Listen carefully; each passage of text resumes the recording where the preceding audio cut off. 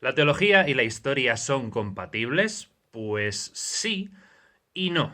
Todo depende del lugar que ocupe y pretenda ocupar cada una de ellas. Un historiador honesto sabe que su campo de estudio se limita a lo que puede apreciar de una tradición espiritual desde fuera, como observador externo, pero no podrá mirar esa realidad con los ojos de un creyente a menos que sea creyente, lo que pone, por su parte, en tela de juicio su integridad y objetividad como historiador.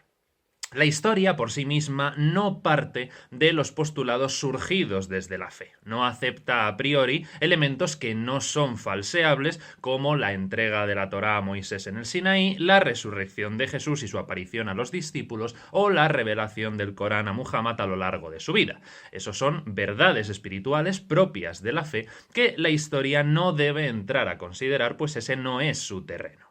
Un historiador, partiendo de la base histórica de que, por ejemplo, las personas no vuelven de la muerte, no puede partir de un juicio sobre si Jesús resucitó o no, sino que debe partir del hecho de que sus seguidores así lo creyeron. Esa es la diferencia. Un cristiano tiene como verdad que Jesús resucitó, pero un historiador tiene como verdad que sus seguidores hasta hoy están convencidos de que lo hizo y viven su vida en función de esa y otras muchas cuestiones que tienen por ciertas y verdaderas. La historia no debe pretender ocupar el lugar de la fe porque no es su terreno, ya que sus postulados no son falseables.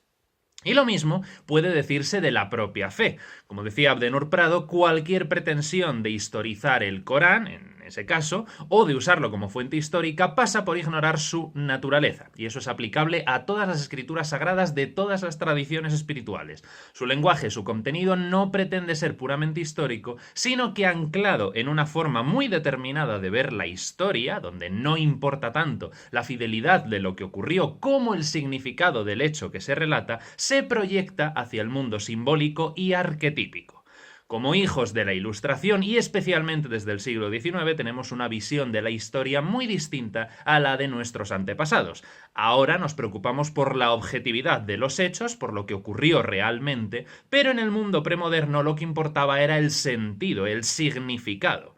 No olvidemos que en Grecia existe Clio, que es la musa de la historia, es decir, la historia se concibe como un arte a interpretar. Por eso, las escrituras de cualquier tradición pueden estar más o menos enraizadas en lo histórico, pero siempre parten de una lectura teológica de la historia, porque eso es lo que les interesa.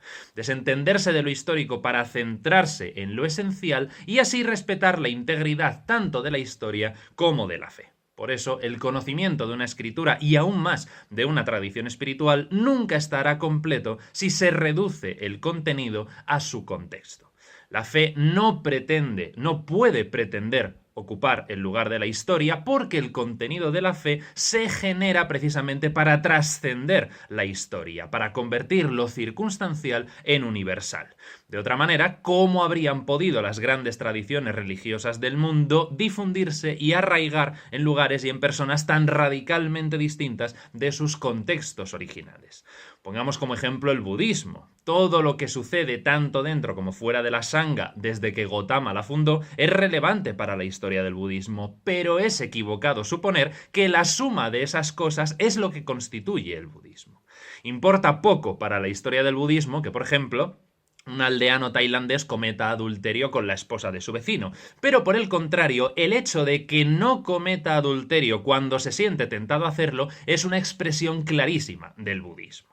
La historia de una religión, aceptando lo inexacto del término religión, es fundamental para conocerla. Y eso deben hacerlo también los propios creyentes, porque de lo contrario vivirán en una inercia. Frecuentemente el determinismo geográfico les hace pertenecer a una religión, pero es necesario que se cuestionen su fe para, si lo desean, abandonarla o abrazarla.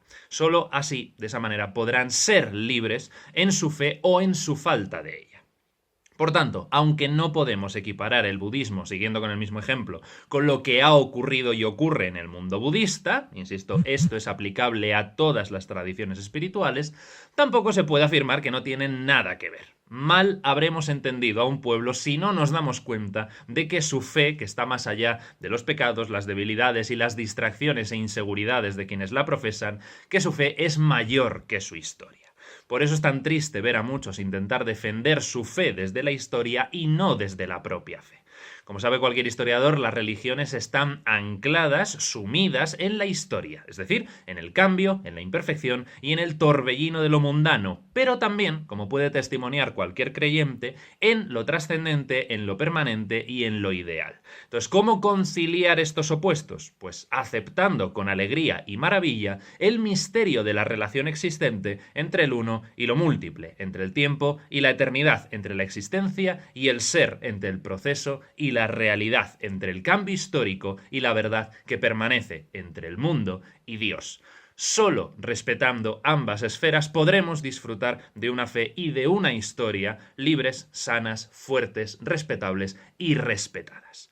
Gracias por vuestra atención. Nos vemos en el próximo vídeo. Chao, chao.